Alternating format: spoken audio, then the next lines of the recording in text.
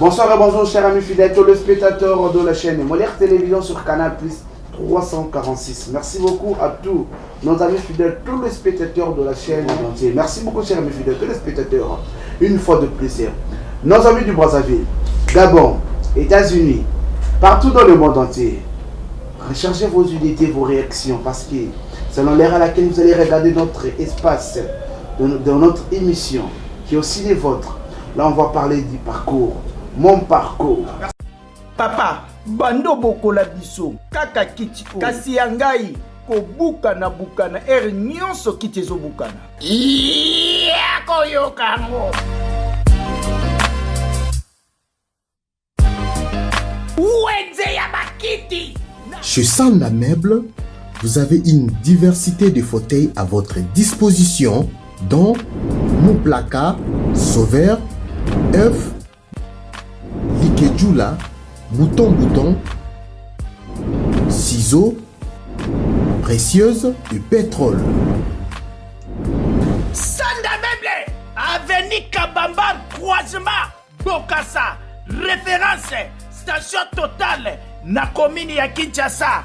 Sanda Meuble, na commune ya Limete, Avenue Saint-Christophe, 1089, référence, pano ya Pasteur Walo, na commune ya Limete. Soko moni yango te, somba kiti te. Sanda Meuble tiki binote, na moga fula, azana pompage. Soko matika kaso de mouton, référence, station Engine, na avenue CPA, numéro 2. Sanda Meuble, sur avenue Kasavubu, numéro 10.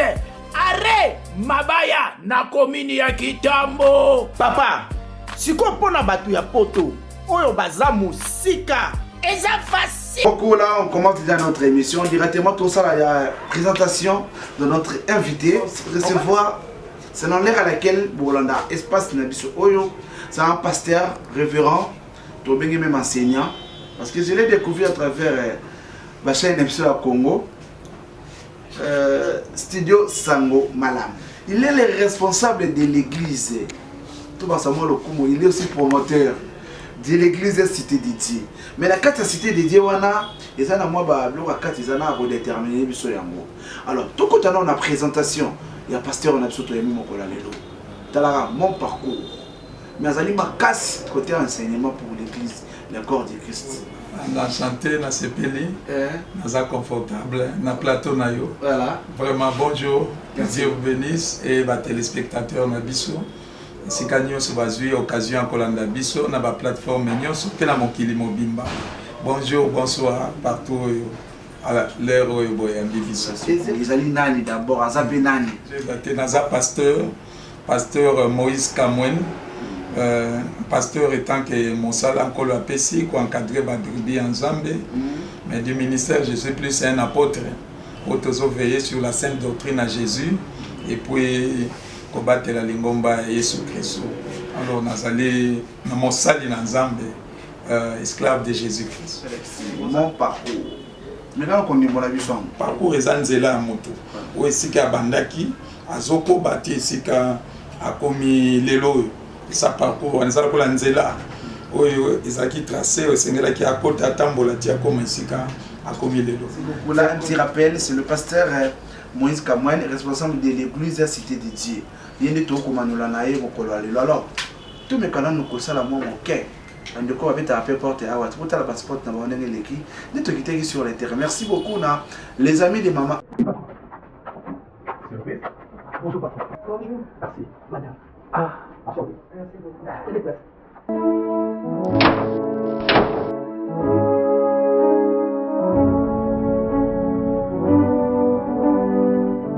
Isopote. Modero. Melio client monene. Meni na sambula boy. Ayambi bapaya na ndako mupaya koi na kiti. Mama na ngai masopai. Son. Bongo yebi comment conforter. Bakiti ya une semaine na ndako ekoi simu. Ah, Modero, ozalaki wapi? Comment confort. Na kwai? Na bugani? Congo confort. Nyoso bomoni kuna esala makao. Papa Chira. Oui. Bakiti onga na moni awa. Isala manaka libanda to na machine onga na moni na télé. bakiti nyonso moni awa esalemaka awa na machine oyo moi na kati. Oh, modéro. Et c'est si on vous gâte, avenue poids lourd, entre 14 et 15 mairies. Na bato ba outil côté premier rikuna. Ça va outil pour ma tête. Au comment on a pas cité entre 15 et 14 mairies. Au comment on a ngambo wana, au baki misu na ngambo kingabwa, au kuti mbeto, au lali, kiti odendi, au seki. Alors on a Congo confort. Congo confort. Ils sont quatre bango masasam. Congo confort, c'est le confort chez vous.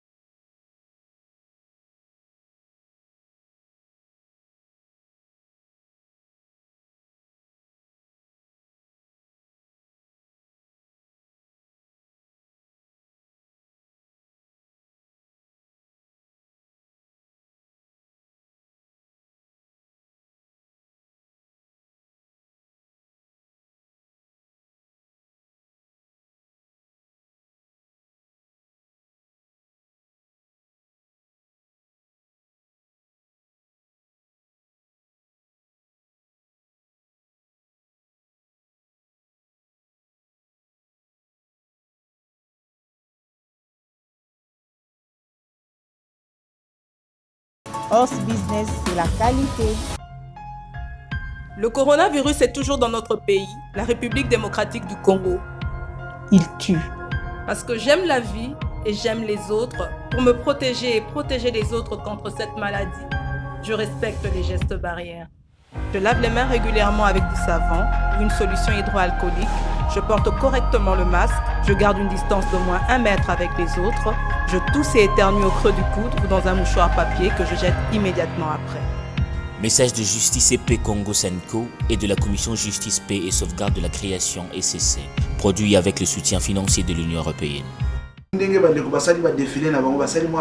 Et là, au moins, une des minutes pour un partenaire, ou une boutique d'habillement, vous allez payer moi site touristique, vous avez la conférence des jeunes, vous allez moi livre, vous avez l'université à travers Espace Naviso, mon parcours, et puis dans le cadre aussi Espace, il y a mon télévision sur Canal Plus 346. Votre émission est disponible pour vous soutenir. Vous allez voir mon soutenir au Bengibiso dans le numéro, nous avons bel et bien placé en bas de votre poste téléviseur. Nous sommes disponibles. Il y a Koyambabino et puis il n'y a pas beaucoup de conditions. Tu as un peu un peu courtois. Voilà. Monsieur Nazambe, si tu as Obima Wapina, langage pinoise. Même si on a la Bible, même Jésus-Christ, on a sa affiliation. Voilà. C'est un outil et ainsi de suite. On a ce côté, on a le poteau, on a la Bimisa, on a un foulard. On a outil dans un groupe de prière à l'époque, il y a 80, 70, tout ça. Ils sont de la génération 90.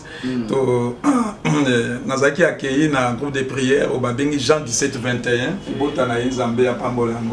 Alors, Nesika Ngaï vraiment na outil. Après avoir évidemment tâtonné à gauche à droite, tout ça, l'église on a dit au Fanda, à l'époque groupe de prière, on a dit 96, 96, vraiment Zambé à Pambola, Mosal Nanzambe, Wasaka Mosala qui biso tokuta Nanzambe. Vraiment Zambé à Pambola, Vampakanyo sur Jean 17-21. Sigawa pays, Bagozo Libako Kolanda Bisu. Oui, Zambia Pambola, Vampakanyo surtout à Jean 17-21. Bamotu Gozolanda Sika partout sur la Mikilia Poto, grâce à Canal Plus Holanda. Et puis dans la plateforme sur les réseaux sociaux, sur YouTube, nous avons aussi notre chaîne Microdo Presse en ligne. Là vous allez voir toutes les émissions, les intégralités de nos émissions qui passent dans la chaîne Kinshasa, mais tout ça l'intégralité puis la chaîne Nabiso. Et puis nous avons aussi notre chaîne sur YouTube aussi. C'est Congo 24. Merci beaucoup Christian. Alors, Moussa Nazambe. Aujourd'hui vous êtes pasteur responsable dans ton église. Vous êtes marié?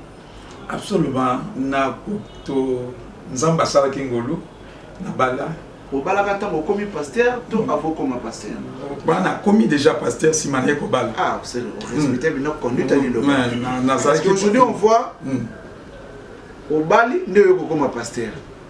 Non, on a comment qui toujours bon, dans la génération. On va entrer sur ça. On a ma casse côté bon, progression d'abord. Vraiment, Nazaraki pasteur, na comment il est pasteur, si mané ko bala en 2002 en le mariage. Je l'aime beaucoup, maman Nadine Kabamba Kamwen. Naye déjà tous en bana 5. Vraiment Zamba Pambolaye, azo sunanga mingi na musala oui na ça. Alors mes amis, bonjour, bonsoir, merci beaucoup vraiment. Tu as mis papa tout solo anaye. Alors, mais quand on bête les choses comme qui tant commis au sein dans Zambie. Qu'est-ce qui a poussé de quitter d'abord là où papa a nema que na maboko ou ekonika osala yayo à part. Pourquoi pas rester toujours na makolo ya papa? On dit que kayo za la leader. Avant Zambie à Pambola Bango. Alors ils a qui appelle où tu pas en Zambie, Zambie a eu décision. Abinagina salelo likambo moko songolo lokola Abraham azaki na Mésopotamie kuna nzakaki mongongo nzambe nzamba a eu décision ya kosala libota moko na ye ndaki ko banda otobengi lelo Israël. Donc ezalaki mokano ko etapa na Nzambe et nyonso elekaki malamu. Papa quand même azaki na cœur ouvert personnel hein. Oui. Personnel. Quand même azaki na cœur ouvert ya concéder mwana kendi. Quelque part utikaki tout munene na kati etonga. Parce que ozaki na responsabilité pe ya munene. Oui, mosala to ko sala kuna ezaki makasi. Vraiment toujours un rôle au Nzamba Sengaki. À l'époque, tu as intercesseur, na ba berger, na ba cellule, tout ça. Quand mon papa est kokufa, Nzamba est kopé sa ordre à Kobima, denaki Kobima. En collaboration na bampaka nyonso yo ba maki biso na kati. Donc nyonso le kaki malam sans problème. Et à nos jours, combien des années déjà vous êtes leader? Et depuis 96, c'était lelo. Vraiment toujours exercer na kati na musala en Zambie. Qu'est-ce qui se passe ces derniers temps dans les églises de réveil? Yo ça côté on a la canne de Dokamba, to ya Soni, to na canne au musala plan. Oh bon, naza na canne Jésus. Biso nyonso toza na canne Jésus. Non, na kimi ya ngute. Mais biso nyonso na papa Soni Dodo, biso nyonso toza na kati ya canne Jésus Christ. Mais réconciliation est salami bien sûr, mais moi combien des hommes de personnes vont baby simiter malaba. Absolument. Je sais que vous êtes fort à ça. Autant la kati ko. Ambaza Nzambe. Alors biso nyonso tozaka na lomo ko to benga église de réveil na Congo. De servir Nzambe, quand il y a esprit à unité. Alors, tous on est là toujours Nzambe, na où Italie. Et puis, mon salut Nzambe, comment ya makasi église, ils allaient bosser ma voiture, tous à la canamote. Ils allaient kocha anger l'unité de l'église. Où était unité, ils allaient lokoana diable la bana kamingi. Autant l'église est bandaki na premier siècle, et bandaki sous la note de l'unité. Et l'église aussi est aussi là, sous la note de l'unité. Et diable a eu force à l'unité. Il y a un moment où il y a divisé tout ça. Mais Jésus-Christ, il y a un livre où on a commis l'église de la brousse. Nous avons rappelé sur l'unité de l'église, na diable. L'unité est toujours possible. À Panzani, à gauche, à droite, tout ça. L'unité, l'unité, produit un miracle. Tant que le miracle, tout ça. Des miracles, c'est possible. Et Dieu va se servir d'un instrument puissant pour la bien l'église de la brousse. À démystifier que ça va surnaturel, na tranche ya Joseph, na kati ya Égypte. Tant que vous connaissez, à tous arrivés, c'est là qu'il faut se soumettre à l'instruction de Joseph. C'est Joseph, c'est un type d'église où Nzambe a suscité la gloire, na niyo tout ça pour nous rappeler Ruben Siméon que non Benjamin il faut amat boza la moko miracle toujours c'est les akate koka telemi tout ça miracle toujours c'est la lelo l'église qui était unie sous un seul corps na premier siècle l'église angolelo et qu'on a la fondée na kati ya restauration à unité ça sera possible puisque sans l'unité la pierre où David a simbaki et qui ne ko exécuter mission na moté et katamuto à Goliath Et c'est là que tout le monde a la sous-onction à David. Même les 4 pierres, ils matent de l'église éparpillés, des rachetés éparpillés dans le monde. Élite, il y a Saoul, Soda na Saoul yemoko, na David yemoko, na 4 pierres. Les corps étaient reconstitués. C'est alors la pierre a eu la force d'aller exécuter la mission. Il y a 4 moutons à Goliath. Donc unité yango loko banque saka diable makasi. Mais la minute auto commis et ça la unité encore il y a l'église auto bien église de réveil unité de l'église dite chrétienne. L'église qui a vu son allaitement ou à la Pentecôte. L'église est botama qui na Pentecôte. Et ça démythifier les lots na ba morceau et belé. Mais nzambe na tango na ye akosala musala na ye. Église auto bien église de réveil et ça qui instrument moko puissant. Les lots vous par terre, quelle que soit la réconciliation, est-ce que les fonds cœur il y a est-ce que ça va? Et puis deuxièmement, est-ce que Papa Sony a cédé des documents pour laisser la place à Dodo Kamba? Point d'interrogation. Vous allez parler. Colobato vous en avez information, tout en avez information. Non. Vous avez posé ma précision avec information. Vous avez la réconciliation, mais entre temps, on va faire une on a mis nos quelque part. C'est Dieu qui juge le cœur. Mais dans la maîtrise, il y a des éléments qui exactement. Il y a la réconciliation. Oui, j'ai vu tout ça. On a la maîtrise dans la vidéo, surtout. Mais il y a un papa journaliste, mais il a produit un miracle au temps fixé du Seigneur. Même si c'est ça d'une façon juridique, d'une façon, je ne sais pas, fraternelle, mais il y a une unité du cœur et vous allez produire un miracle. Ça va, merci beaucoup pour quand tu es tombé à l'église. Tout comme on a les lots, bande de ceux qui le séminaire et que ça la maman qui était allé, yoga bande de combat si parce que là na likolo ya genou, nous surtout inséré nzoto maman ko bina liboso au côté là on a soni. Na yebi oza makasi kota na mekana kota li service corps de Christ tout que ne wapi. Qu'est-ce que vous nous a prêcher biso? Est-ce que vous nous prêchez d'abord que Jésus-Christ revient bientôt? Est-ce que vous prêchez aussi les brebis dans la quatre églises? Que va comprendre qu'il faut d'abord savoir s'habiller parce que dans la parole de Dieu, on nous dit ceci. Et une femme doit s'habiller en voile. Les gens ne comprennent pas en voile. En voile, c'est-à-dire il faut bien et bien cacher votre corps. Je félicite les musulmans. Au comment le moi si pour moi c'est ça passe. Il se cache du début jusqu'à Nasser. Quelque part aussi, il n'y a pas un témoin en avant. Mais vous, les églises de réveil, je suis en face d'un grand pasteur qui nous enseigne bien. Comprenez très bien. Na comprendre. Mais Ezali na émission à quelques minutes, ça compliqué pour nous sa matière. Oui, nous avons l'espace, des espaces, pardon.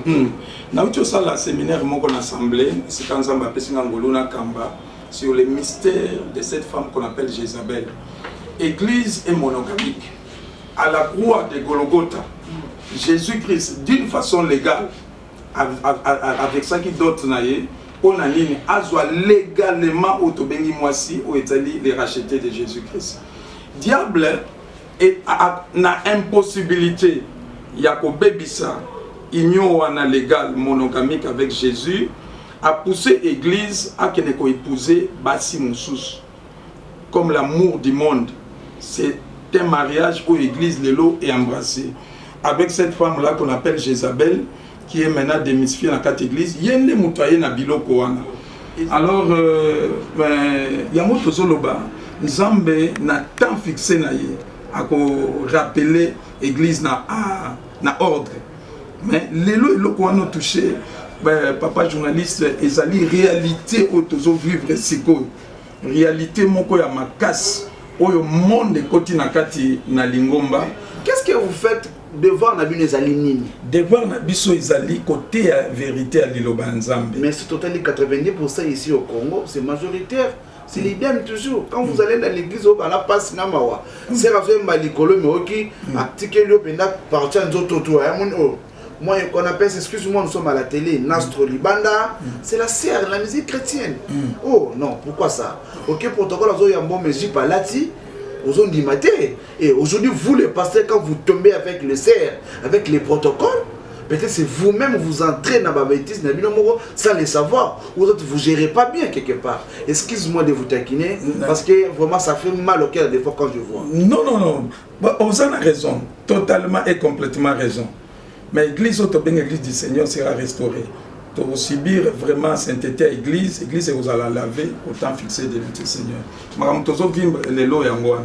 Et ça biloko witi quelque part où les lois continuent à kati en la ligne. Vous avez imité, imitateur. On peut dire ça, non? Yamana Tozo zongela vraiment originalité église où ebanda qui na Pentecôte. Et ça qui bongoté.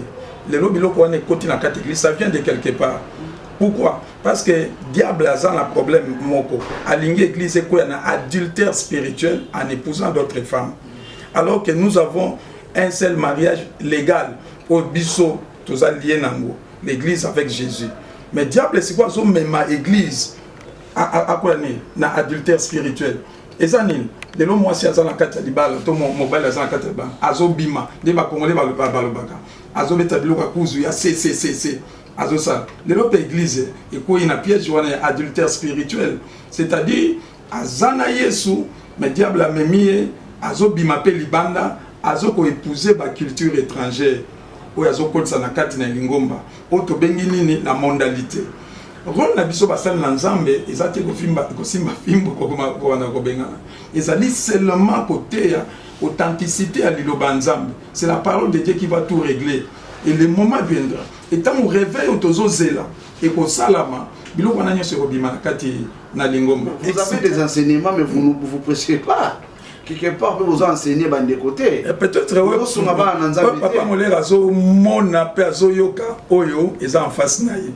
Biso peut-être nano yoki bisoté otozo sala na kati na lingomba. S'il vous plaît pasteur, chez nous à Molière Télévision sur Canal+, on a aussi des espaces.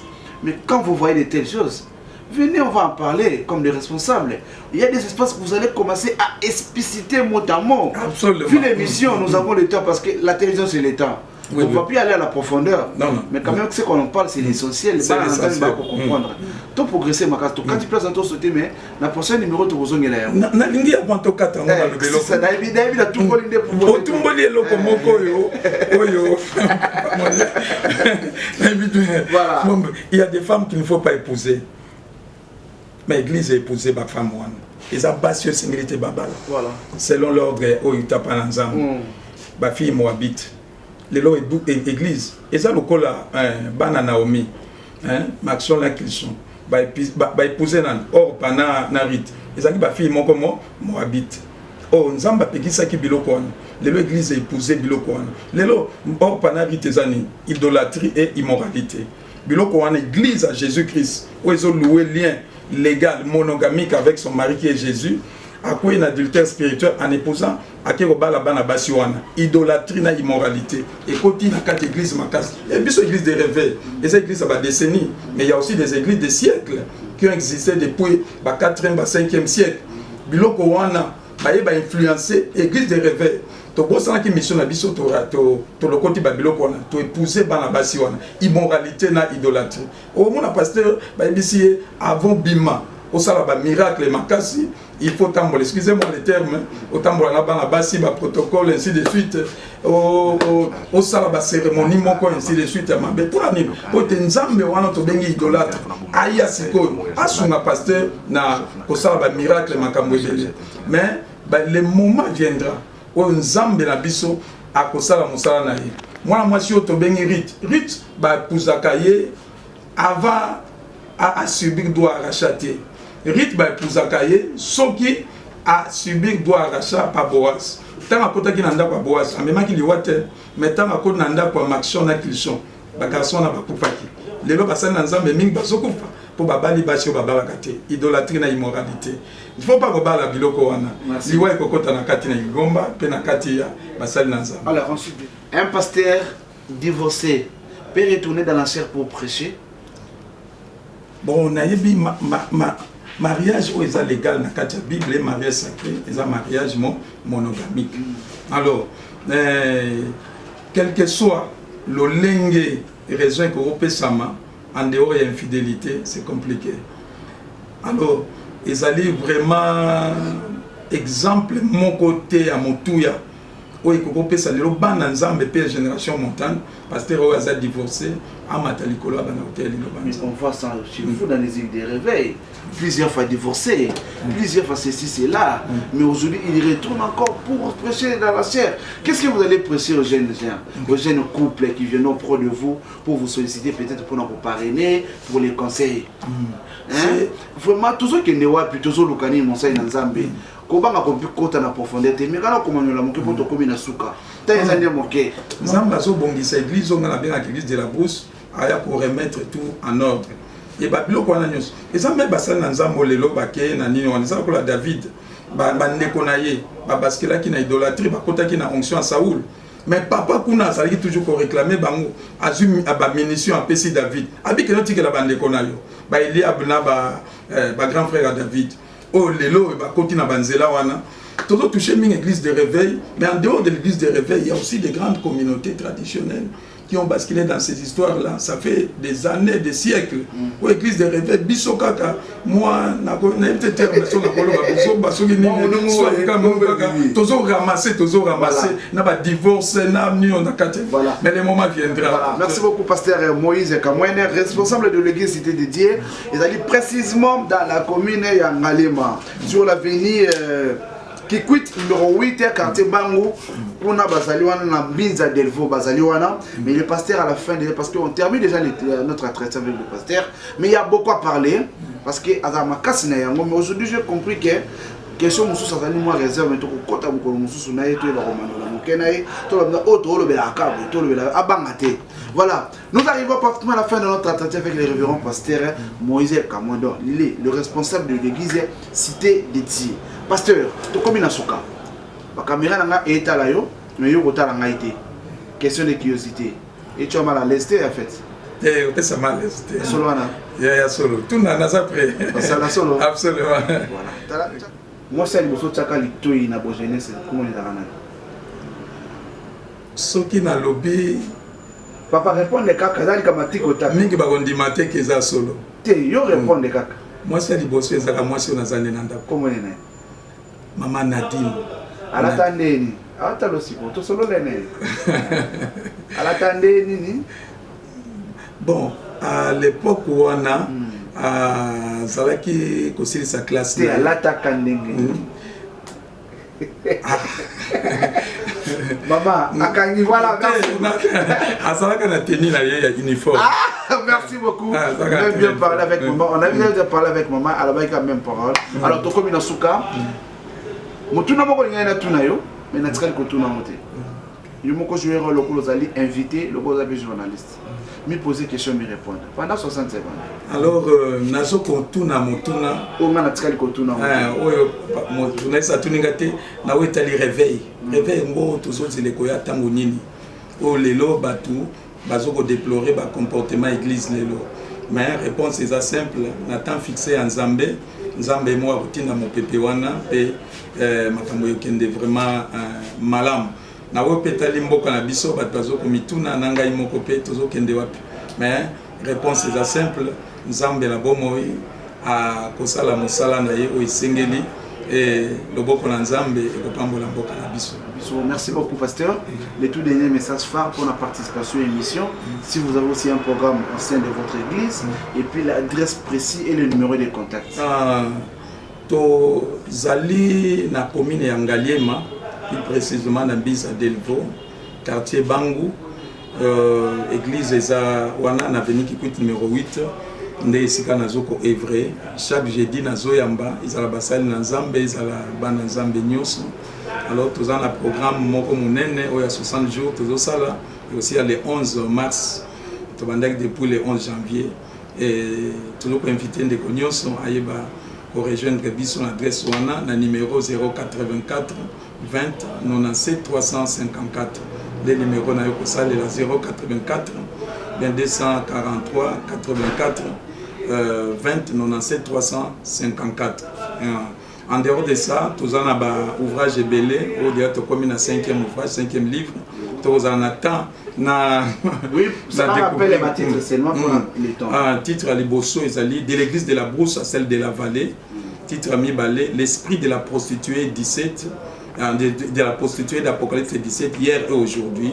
3e ouvrage, l'esprit de l'antichrist hier et aujourd'hui. 4e ouvrage, l'église du Seigneur un édifice. Et 5e ouvrage, l'église du Seigneur un corps. Ils ont la profondeur moko vraiment makasi. To toucher moi mouké na makambo na moi émission to sala mais na kati ya ouvrage wana makambo za mo ebele. Moi mouké to sala ki na mo yango. Biso wana to komi na soka ya présentation et espace na biso ya bino mon parcours. Merci beaucoup vraiment. L'équipe technique m'a accompagné du début jusqu'à la fin. Merci beaucoup pour la réalisation de mon jeune frère Christian et encore à mon ami Jean-Pierre Matondo. qui commence bien, qui finit bien. Ce qui est sous Christ, il y a zone qui est mokolo à l'obité. Tout le temps, dans la prochaine numéro. Merci beaucoup.